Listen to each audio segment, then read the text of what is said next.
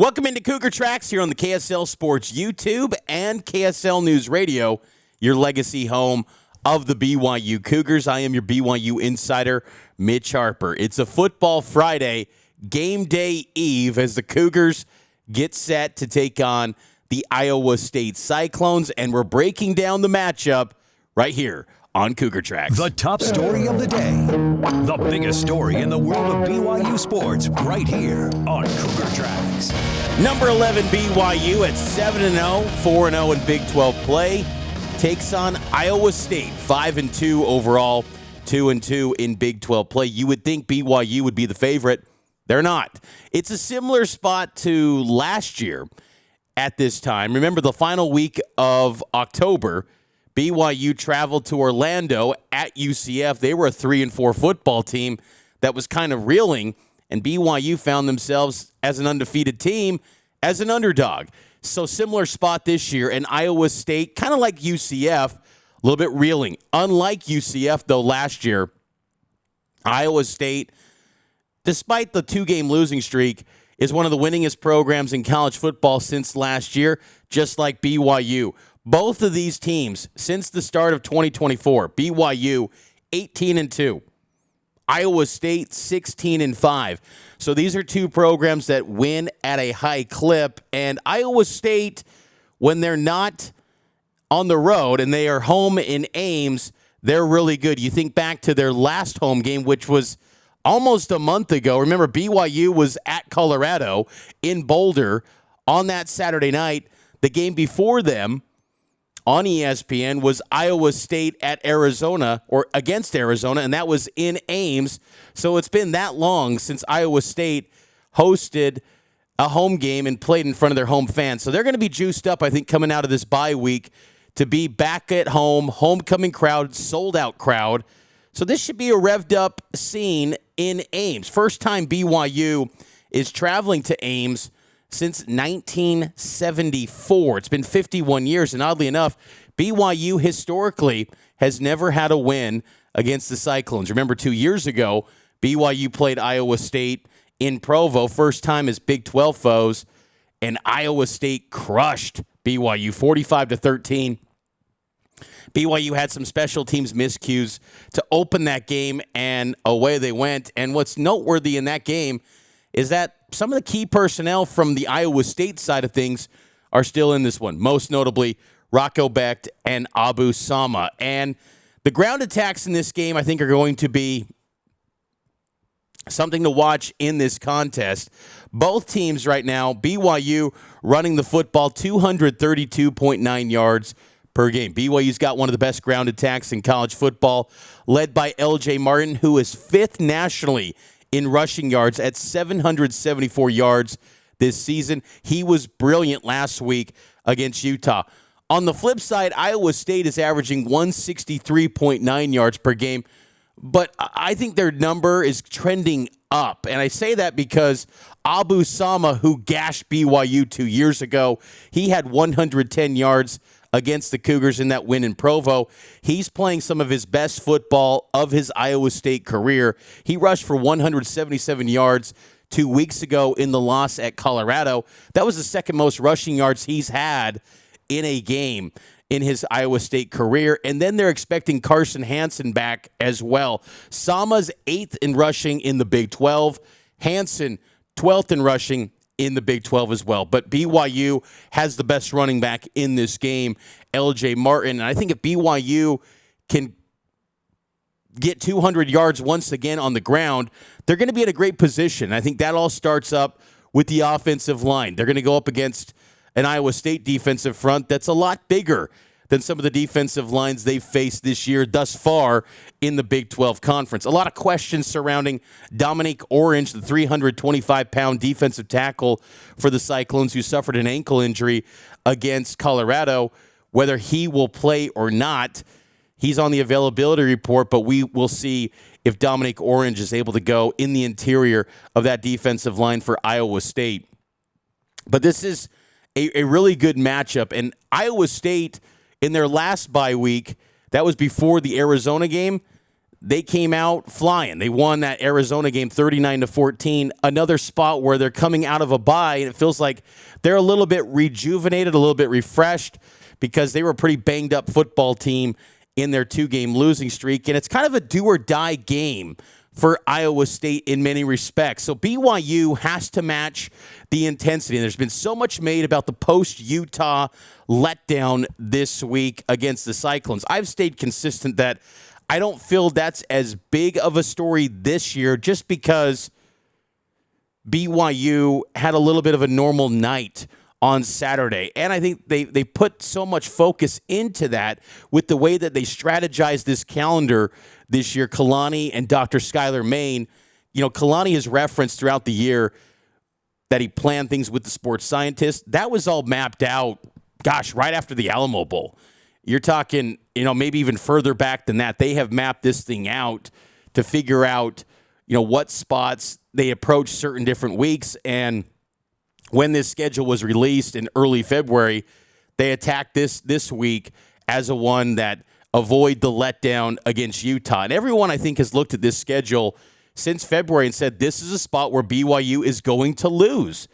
Even back to, when the schedule was first released, everyone said, okay, week after Utah, tough road trip to Ames, kind of the cliches, this is a loss. I think BYU is better positioned to handle this year than last season. Now, similar to last year, right after the Utah win, the national pub and recognition is starting to build up. Remember last year, Jake Retzloff was doing all the national interviews. You couldn't turn a different way and see there was always Jake doing an interview with some national outlet.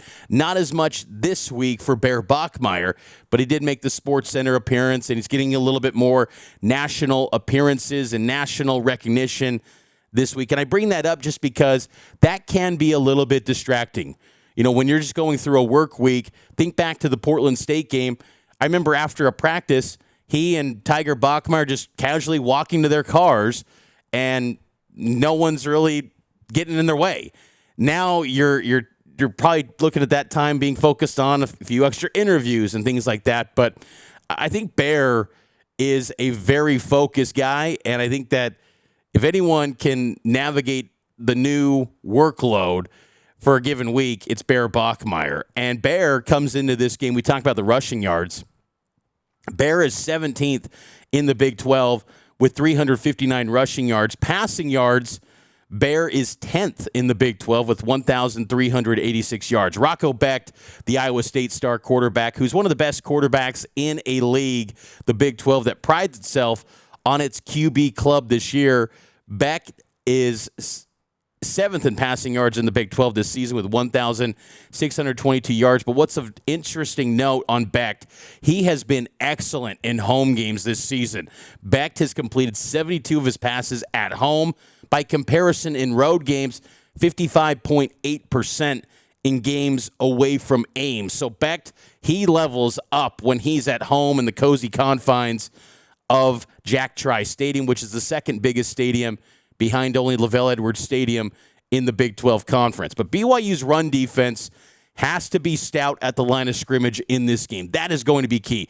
If you can shut down Iowa State's ground attack, I feel pretty good about where BYU sits in this game. That is going to be a key spot here. Some other little tidbits of note in this game.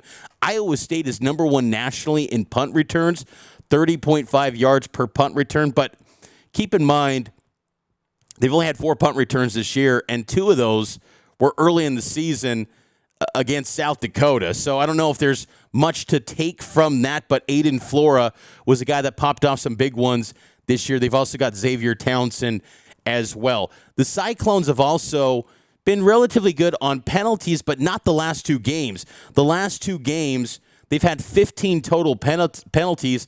In the first 5 games of the season, they had only 13 penalties. So the Cyclones, if they continue to play coming out of the bye week, sloppy football as they've been playing in this 2-game losing streak, that bodes well for BYU. But what we've typically seen from Iowa State is they play pretty clean, and BYU has to be clean as well in this football game. Let's take a break. We'll get to more BYU Iowa State. I'll give you my score prediction coming up next. It's Cougar Tracks and it's powered by KSL Sports and KSL News Radio.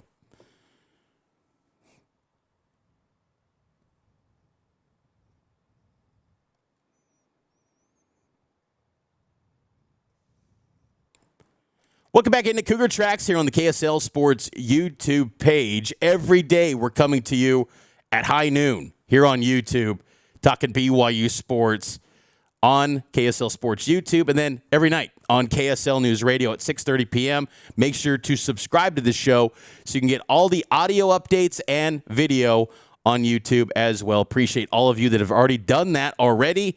And if you haven't done so, please leave a 5-star rating on all the audio podcast platforms and like this video and subscribe to KSL Sports YouTube. So BYU Basketball is going to be in action tonight. Big game tonight. It's an exhibition, so how big is it? You don't really know per se, but I think it's a big deal. Top 25 showdown against the North Carolina Tar Heels, and I couldn't believe this. First visit to the state of Utah for North Carolina basketball since 1988 when they played in the NCAA tournament out in Utah. Tar Heels don't travel out to Utah really at all. In my lifetime, I haven't really seen this. So this is something of historic note. I wish I could be covering the game. We'll have Kyle Ireland and Nate Slack, guys that work on Cougar Sports Saturday with me.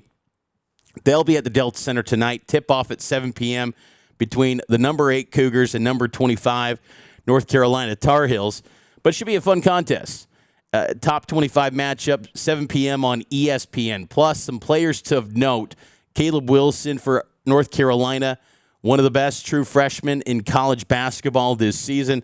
Not to the level of A.J. DeBonsa, but still a heralded guy nonetheless. And then Henry Visar, we know him quite well. He was the Arizona big man last season. He parlayed his success into a transfer because Arizona had a guy that was a big man that got injured early, I believe it was in December of non-conference play last year. I forget his name. But then that opened the door for Visar, and I think the Arizona big man that got hurt, he's coming back this season. Visar is on the move, and he goes to North Carolina. And then Seth Trimble, he's been a veteran for the Tar Heels. So those are some names to note for Hubert Davis's squad. I listened to Hubert Davis's press conference, and pretty complimentary, pretty coach speak, answers on some of the stuff about BYU. I'm curious to see how these two coaches, Kevin Young and Hubert Davis, kind of approach this game. I'm sure Kevin Young toss some ideas at Hubert Davis because, again, it's an exhibition. You want to fill out some things, but at the same time, you want to get the victory. And I think just getting a win over North Carolina would be a solid thing, but no one was, oh no, panic has happened because you had a 1-point loss to Nebraska.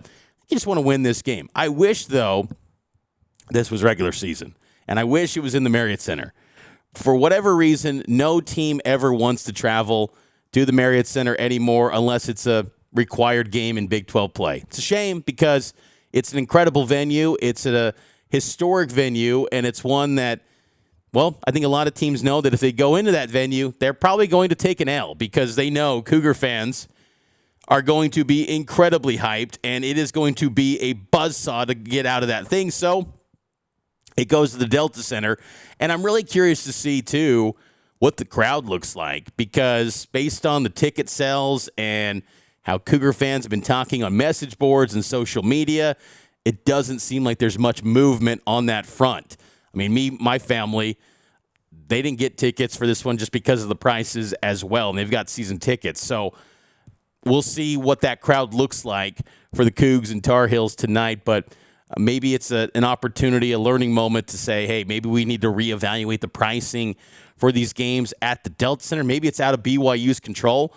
I'll have to find out more on that, on the ticketing front, because, if you get a BYU North Carolina, even if it's just an exhibition, you would think that should be a sold-out venue. That should be a pretty big-time crowd, but I'm curious to see what that looks like tonight between the Cougs and the Tar Heels. And the guy that brought this game together, helped bring it together, that is BYU Athletic Director Brian Santiago. And I had the chance to catch up with Brian at Big 12 Basketball Media Days, and this is my conversation with Brian Santiago, the first-year AD, getting ready for his first season, leading his pride and joy sport, basketball, but don't get it twisted. He's also really excited about BYU football as well. This is my conversation with BYU AD Brian Santiago right here on Cougar Tracks. Here at Big 12 Basketball Media Day with BYU AD Brian Santiago. And Brian, how exciting has it been to be here at Media Days as BYU's AD and interact with league officials and other ADs and seeing this Big 12 get ready for another basketball season? Mitch, these are exciting times for the Big 12. It's first and foremost exciting to be here with Kevin Young and our players. AJ, Rob, and Richie represent everything that's good about BYU. But I was talking to Commissioner Yormark earlier, the magnitude of Big 12 basketball right now nationally. You've got the best partners and network partners, starting with ESPN and Fox, CBS, NBC. TNT's coming on board this year. Like, you got the best and most powerful networks involved in covering BYU and the Big 12, and we're super excited to see where it goes. How exciting is that BYU is kind of at the center of that exposure, that these networks want to highlight BYU basketball? Because it wasn't too long ago, Brian, I mean, you've seen it every step of the way, where games were primarily just on the radio. Now BYU is going to be in the national spotlight with this team. Yeah, we're super fortunate. It's an incredible tribute to Coach Young and this team that he's put together. But I've been saying that right now there's incredible momentum, right? When you look at what Kalani Sitake and our football program's doing nationally, and the world is watching, and the world's certainly going to be watching with our basketball team, I'm just super grateful we have such great coaches and great people leading these young men and giving them opportunities to go out and showcase to the world BYU and what we represent. I'm super excited about it. If everybody couldn't feel it at LaVell Edwards Stadium, the electricity last Saturday night, they're going to continue to feel that when they come to the Marriott Center this year. We're so excited about it. Just to follow up on the football side, since you brought it up, just how proud were you of Kalani and the team to get a rivalry win? I mean, still many more games ahead, and I know they probably want to put it in the rearview mirror, but just how proud of you were you of that effort that they had to get that rivalry win? I'm super impressed with Kalani and our football program, the culture that he's built, the resiliency of the team, the way they've responded to adversity this year, to be 7-0, and mostly just the fact the world was watching Saturday night. You're on Fox primetime, and two great teams going at each other, but for our team to win when the world's watching, to see our coach and the way he handles every situation with such class and dignity. He's so respectful to everybody that we play, the other coaches. I'm just super, super grateful to be part of an athletic department and a football program, basketball program across the board that handles things the way they do.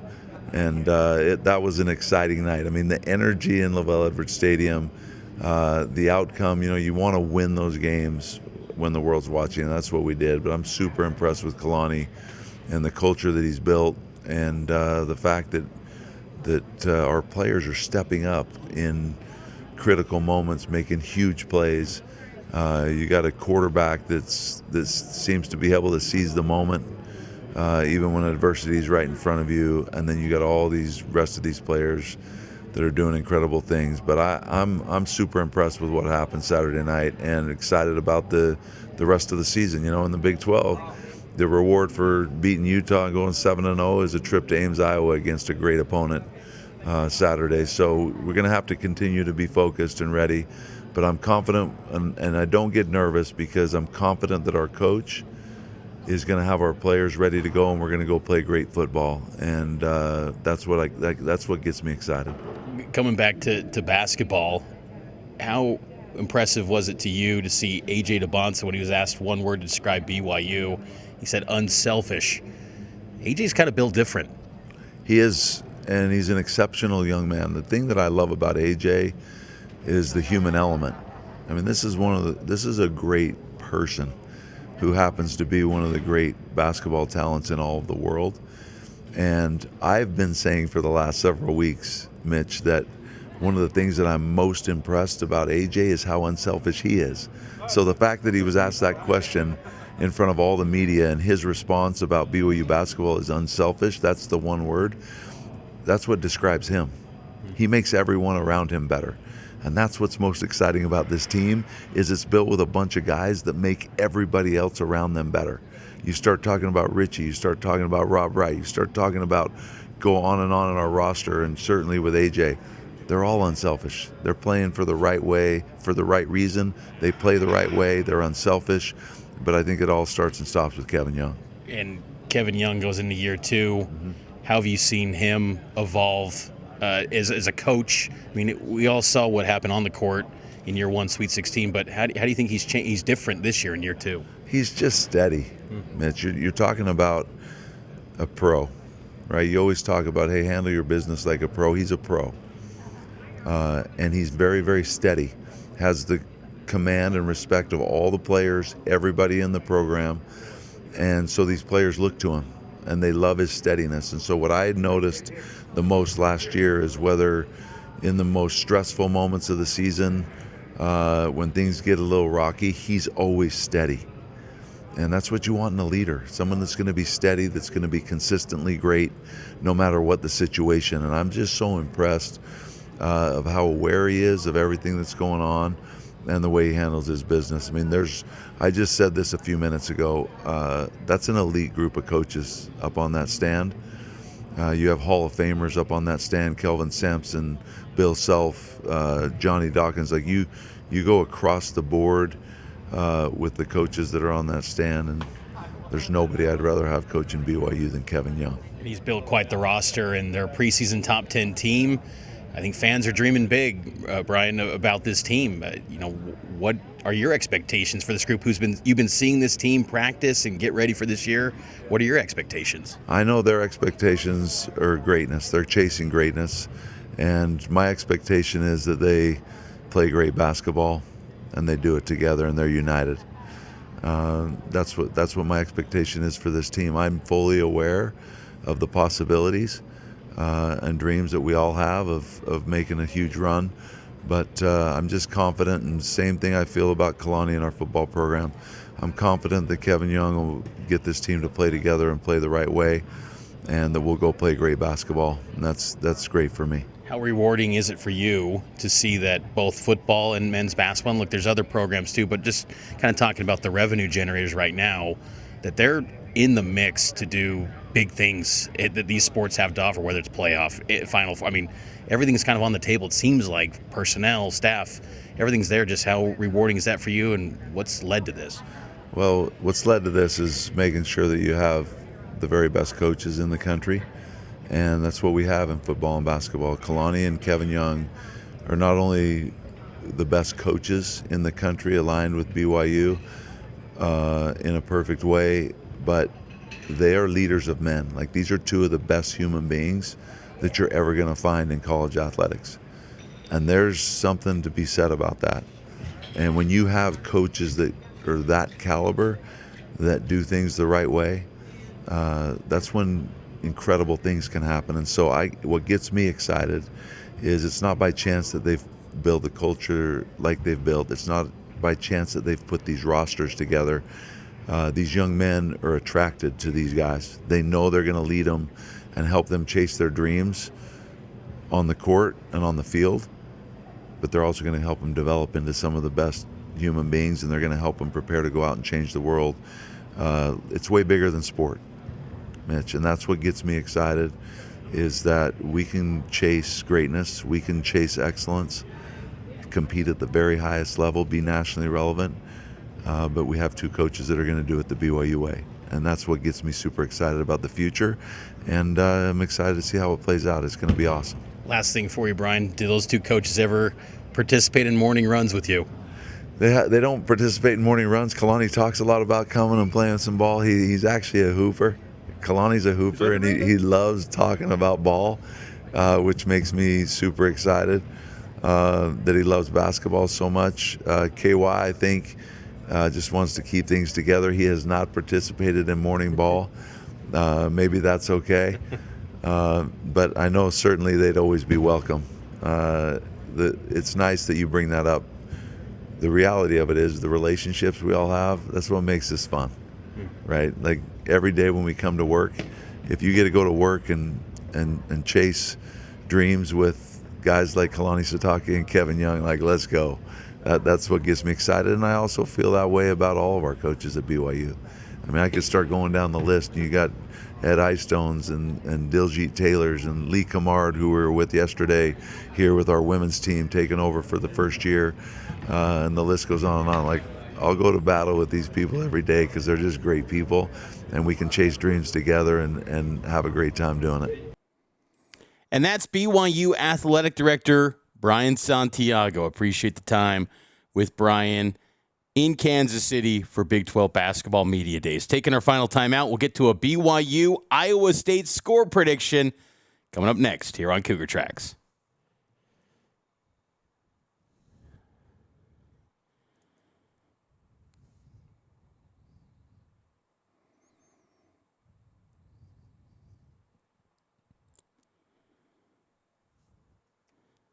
Welcome back into Cougar Tracks here on KSL News Radio, your legacy home of the BYU Cougars. BYU and Iowa State kicks off at 1:30 p.m. tomorrow with extended pregame coverage from Ames beginning at 10 a.m. Myself and Kyle Ireland. I'll be in Ames. Kyle will be in Broadcast House holding it down in Salt Lake City for the Cougs and the Cyclones. And right now it's time to give you my score prediction. Score prediction. Will BYU come out on top? It's time for Mitch's score prediction for the next game. It's a big game, folks. BYU and Iowa State.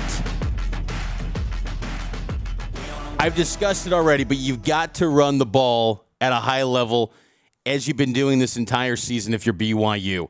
Second best rushing offense in the Big 12 is BYU this season, 232.9 yards per game on the ground.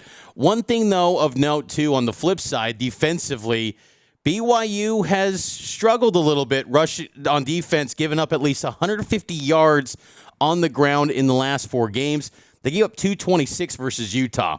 So establishing the run on both sides, I think, is going to be a focal point. And that's why both of these teams, in many respects, are very similar. Different parts of the country. You don't have the crossover like you did with Utah in terms of coaching staffs and all those ties. But stylistically, I think these teams both want to operate at a certain way, and that's taking care of the football, relying on their physicality, not turning the ball over.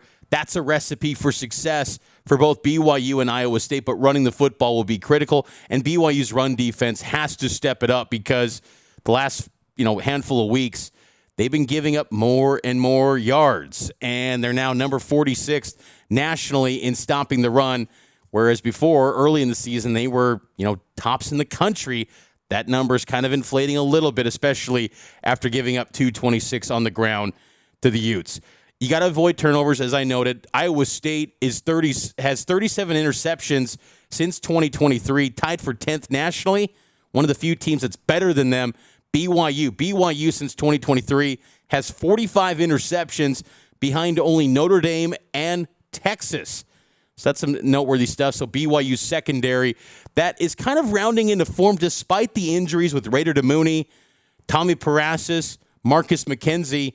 I think they feel pretty good about where they're at in the secondary right now because you've got Darian Alexander, Evan Johnson, Maury Bamba. Those are your top 3 cornerbacks. At nickel, you've got Jonathan Cabella, who got a full game under his belt against Utah. You've also got Tavion Beasley, and then at safety, you've got Falatau Satawala, Tanner Wall, Talon Alfrey. You feel really good about BYU's secondary, and they're talented enough. They should be able to generate at least 1 pick on Rocco Beck, but you got to win that turnover margin. And I think in a game like this, where really in college football in general, games are so close, the margins are so tight, but I think special teams is going to come up clutch in this one. Has to be. Will Farron has been excellent this year for BYU. Had some moments where, he's missed a few kicks, 13 of 16 this season. But on the flip side, Iowa State, a big talking point among the Cyclone faithful this week is their kicking situation. Kyle Conradi, he's their ace in the hole at kicker.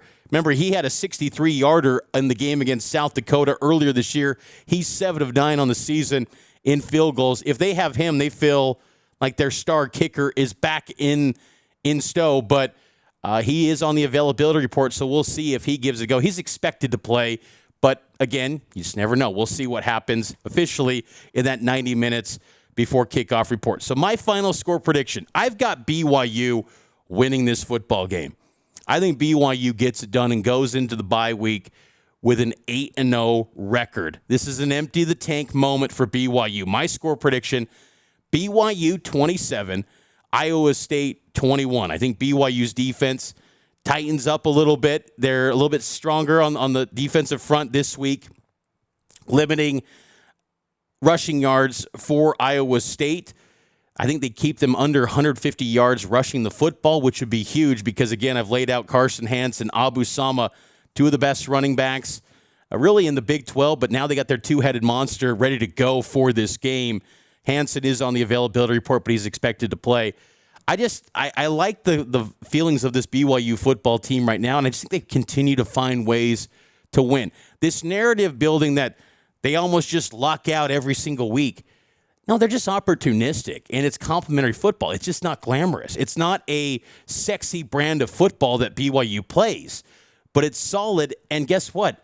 In a league that is not consistent at all with any of its teams, BYU is one of the few consistent teams in this league where every single week you have a baseline understanding that they're going to run the football, they're going to be physical, and they're going to get a few takeaways too. You can almost rely on that every single week, and they've got steady special teams too. I mean, the last 20 games, that's a good sample size. That's not some flash-in-the-pan fluke. You're 18-2 in that stretch. I think BYU's going to show up in this game, and I think there could be some adversity where maybe you get down, maybe early. I think BYU responds, though. And Bear Bachmeier has continued to pass every test thrown his way with poise, with calm nature, the calm demeanor. The guy just has a clutch factor about him. And I think BYU gets it done, 27-21. I think it's going to be a physical football game, but I think the offenses will get some run. And you're going to have to probably settle for some field goals as well in this game. But I think the Cougs get it done by 6 and advance to 8-0 this season, heading into the bye week and empty the tank spot for the Cougars in Ames. And if my prediction holds up, BYU would have their first win all-time over Iowa State. So that would be a nice win in that respects, too, for the Cougars. So that's going to do it for this edition of Cougar Tracks. I hope all of you enjoyed it. Make sure to subscribe to the show wherever you get your podcast and enjoy the BYU football weekend. It gets started tomorrow at 10 a.m. with extended pregame coverage right here on KSL News Radio and KSL Sports. Have a great weekend, everybody.